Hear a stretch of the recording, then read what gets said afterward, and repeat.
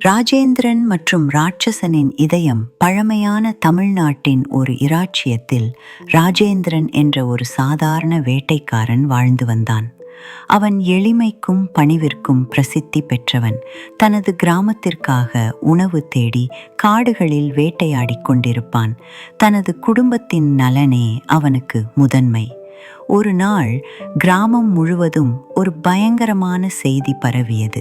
ஒரு ராட்சசன் இரவு நேரங்களில் வந்து வீடுகளை நாசம் செய்து மக்களை அச்சுறுத்தி கொண்டிருந்தான்.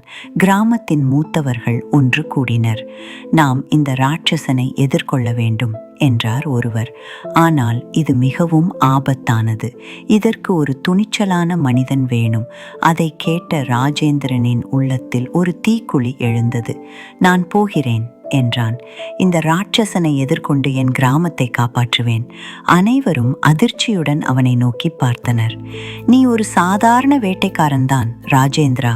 இது உன் வல்லமை கட்டுப்பட்டது அல்ல என்றார் ஒருவர். ராஜேந்திரன் அமைதியாகச் சொன்னான், நான் சாதாரணமாக இருக்கலாம், ஆனால் என் இதயத்தில் துணிச்சல் இருக்கிறது. என் மக்களை நான் காப்பாற்ற வேண்டும். அன்று இரவே ராஜேந்திரன் தன் விலையும் அம்பையும் ஆயத்தப்படுத்திக் கொண்டு தடை செய்யப்பட்ட காட்டுக்குள் செல்கிறான். அது மிகவும் இருண்ட, யாரும் செல்வதில்லை என்ற பயங்கரமான காடு.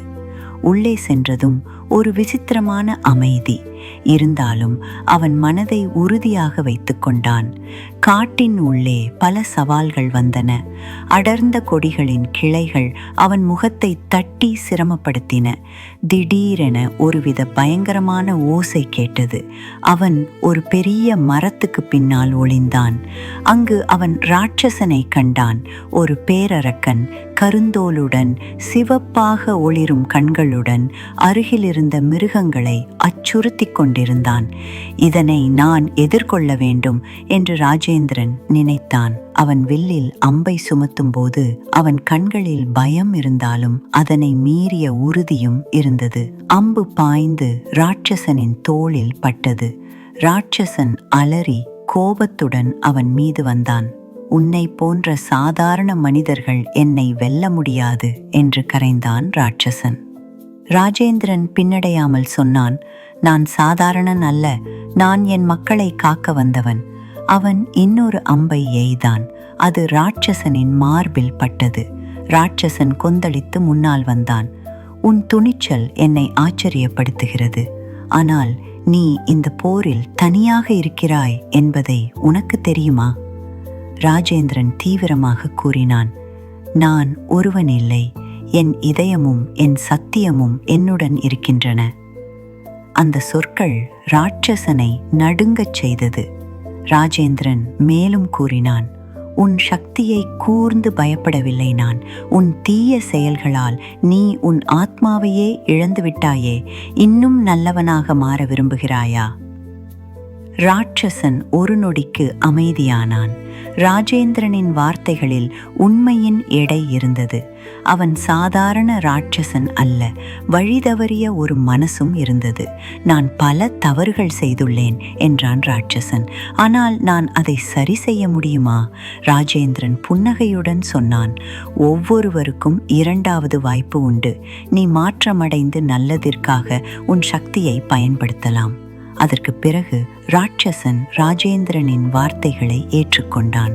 அவன் தீயையை விட்டுவிட்டு நல்லதிற்கான பாதையை தேர்ந்தான். ராஜேந்திரனின் துணிச்சலும் கருணையும் ராட்சசனின் இதயத்தை மாற்றியது.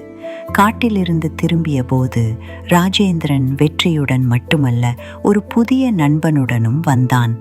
கிராமத்திற்கு திரும்பியவனை மக்கள் பெருமையுடன் வரவேற்றனர். ராஜேந்திரன் அறிவித்தான், ராட்சசன் இப்போது நம்முடைய பகைவர் அல்ல, நம்முடைய காவலன். இதற்கிடையே இந்த செய்தி இராஜகுமாரி மீனாட்சியின் காதில் விழுந்தது. அவள் ராஜேந்திரனின் துணிச்சலும் கருணையும் கண்டு பரவசப்பட்டாள். பலவானாக இருப்பதற்கும் மேலாக இதயம் பெரியவன் இவர் என்றாள். ராஜேந்திரன் அவளிடம் கேட்டான், நீங்கள் என்னை மணந்து கொள்ள விரும்புகிறீர்களா? மீனாட்சியின் முகத்தில் புன்னகை மலர்ந்தது. உங்கள் துணிச்சலும் கருணையும் என் மனதை வென்றுவிட்டது. நான் சம்மதிக்கிறேன். அந்த செய்தி இராச்சியத்தை மகிழ்வால் நிரப்பியது. ராஜாவே ராஜேந்திரனை காண வந்து கூறினார், நீ மட்டும் மக்களை காப்பாற்றவில்லை, பெரியவன் என்பது பிறவியால் அல்ல, நற்பணிகளால்தான் என்பதை நிரூபித்துள்ளாய். அவரை அரண்மனையில் ஒரு மதிப்புமிக்க பதவிக்கு நியமித்தார். முன்பு அவனை சாதாரணன் என்று நினைத்த கிராமத்தார் இப்போது பெருமையுடன் சொன்னார்கள், எங்கள் மண்ணிலிருந்து ஒரு வீரன் எழுந்திருக்கிறான். ராஜேந்திரனும் மீனாட்சியும் திருமணம் செய்து கொண்டார்கள். அது முழு இராச்சியத்திற்கும் பண்டிகையாகியது.